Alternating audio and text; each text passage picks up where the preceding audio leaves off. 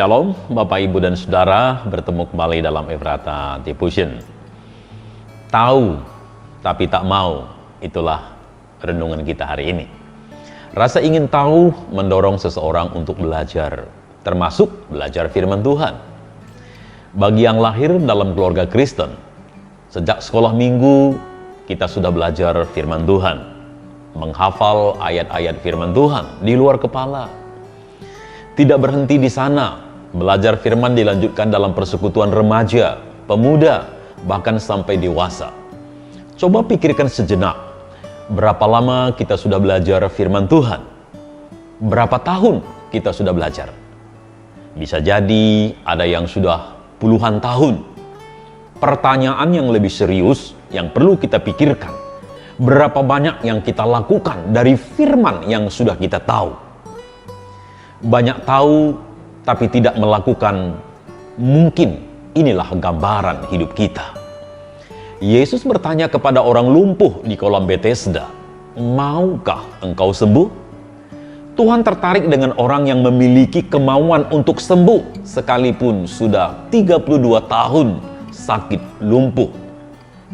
Allah juga bertanya, "Siapa yang akan kuutus? Dan siapakah yang mau pergi untuk aku?" Maka sahutku, "Ini aku, utuslah aku." Yesaya 6 ayat 8. Tuhan mencari orang yang mau, bukan yang tahu. Tidaklah salah belajar untuk mengetahui kebenaran, tapi jangan berhenti di pengetahuan, lakukan kebenaran. Tidaklah salah belajar firman Tuhan supaya kita mengetahuinya, tapi jangan berhenti di pengetahuan, lakukan firman Tuhan.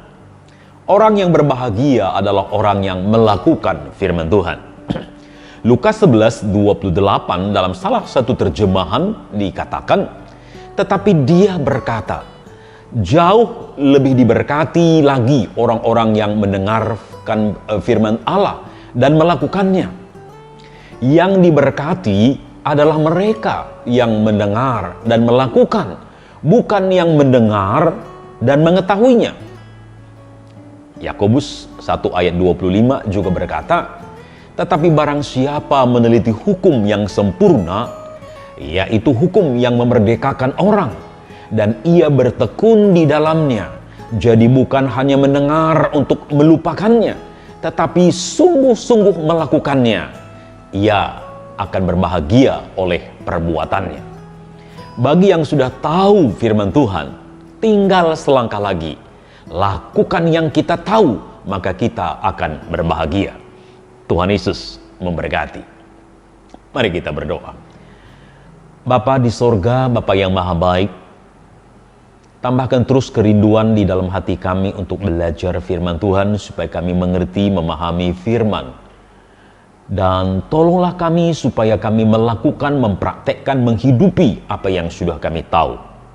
Karena orang-orang yang berbahagia adalah orang-orang yang melakukan firman Tuhan. Bapa di surga, hamba berdoa bagi anak-Mu yang mendengar Efrata Devotion ini, mampukan dia melalui anugerah-Mu melakukan firman dalam kehidupannya, supaya dalam perjalanannya dia akan mengalami kebahagiaan. Berkati semua aktivitasnya sepanjang hari ini, berkati usaha pekerjaannya, pendidikan, masa depan, rumah tangga, keluarga. Berkatilah Tuhan, supaya dia boleh mengalami kebahagiaan dalam perjalanan kehidupannya. Terima kasih Tuhan, inilah seru kami, doa kami. Di dalam nama Tuhan Yesus Kristus kami sudah berdoa. Amin.